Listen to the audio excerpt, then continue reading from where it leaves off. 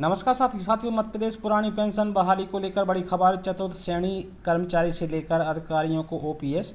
चलिए जानकारी की विस्तार जान लेते हैं। इसी तरह की महत्वपूर्ण जानकारी देखने के लिए चैनल को सब्सक्राइब कर लें, साथ ही बेल आइकन को प्रेस कर दें, साथ में कमेंट्स में ओपीएस जरूर लिखें। एमपी में भी इससे ज़्यादा कोई आस नहीं। साथियों, उत्तर प्रदेश सरकार द्वारा हाल ही में जारी किए गए आदेश से स्पष्ट किया गया है कि केंद्र सरकार और उसके अंडर में जितनी राज्य सरकारें हैं वह पुरानी पेंशन देने के मूड में नहीं हैं।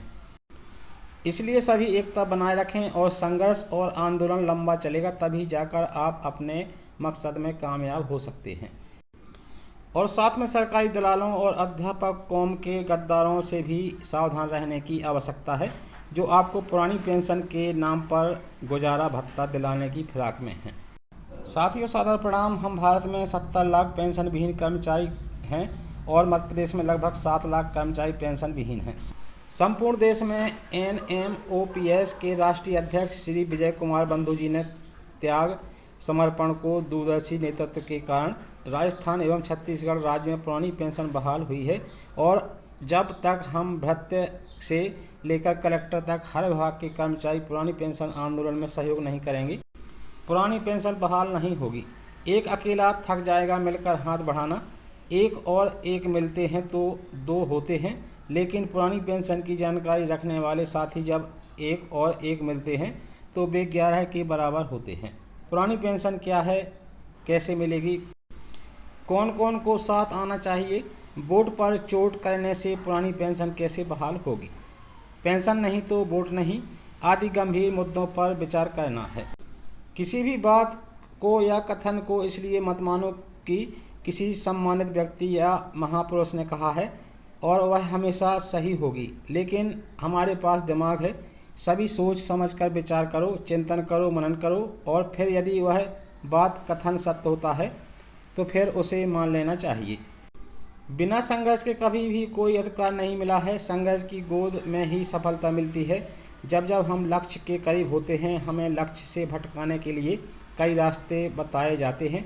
पुरानी पेंशन बहाली संयुक्त मोर्चा का गठन 6 मार्च 2022 को गांधी भवन में समस्त कर्मचारी हितैषी प्रांत अध्यक्ष की उपस्थिति में हुआ और प्रदेश के समस्त पेंशन विहीन कर्मचारी की मंशा भी समस्त प्रांत अध्यक्ष समझ चुका है कि एकल संघ के किसी भी कार्यक्रम का कोई भी कर्मचारी समर्थन नहीं करेगा।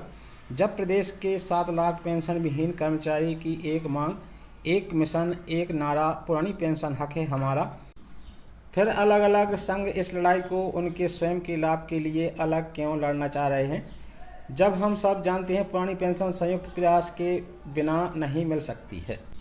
आप शिक्षक संघ अपने संघ के बैनर तले शिक्षक की क्रमोन्नति, वरिष्ठता, वेतनमान सुधार के लिए धरना प्रदर्शन ज्ञापन दे सकते हैं, लेकिन पुरानी पेंशन के लिए अलग अलग संघ ज्ञापन धरना प्रदर्शन न करके संयुक्त मोर्चा के साथ मिलकर ही लड़ना होगा।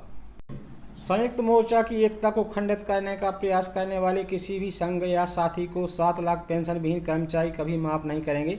3 अप्रैल 2022 को भोपाल में पेंशन शंखनाद महारैली। भोपाल में प्रदेश के कोने कोने से आए लाखों कर्मचारियों को बहुत बहुत धन्यवाद एवं आभार। आप सभी ने पुरानी पेंशन बहाली संयुक्त मोर्चा का साथ दिया और 3 अप्रैल 2022 को संयुक्त मोर्चा से जिम्मेदार साथियों की उपस्थिति में एनएमओपीएस प्रांत अध्यक्ष श्री परमानंद हरिया जी ने नेतृत्व किया और हमारे साथियों को पुलिस द्वारा गिरफ्तार करने एवं दूर दराज जंगलों में छोड़ने से दुखी होकर उपस्थित समस्त साथियों के समस्त 14 अप्रैल को समस्त प्रदेश में पुरानी पेंशन के लिए संकल्प लेने का संकल्प दिलाया और प्रदेश के समस्त साथी विश्व रत्न डॉक्टर भीमराव अंबेडकर जी की जयंती के अवसर पर पुरानी पेंशन बहाल होने तक संगठित रहेंगे एवं पुरानी पेंशन लागू कराकर ही दम लेंगे। इसके लिए हम तन मन और धन से तैयार हैं। बुढ़ापे की लाठी को हम मिलकर प्राप्त करेंगे। तो साथ ही संबंध अपने विचार कमेंट्स में वीडियो को लाइक करें, शेयर करें।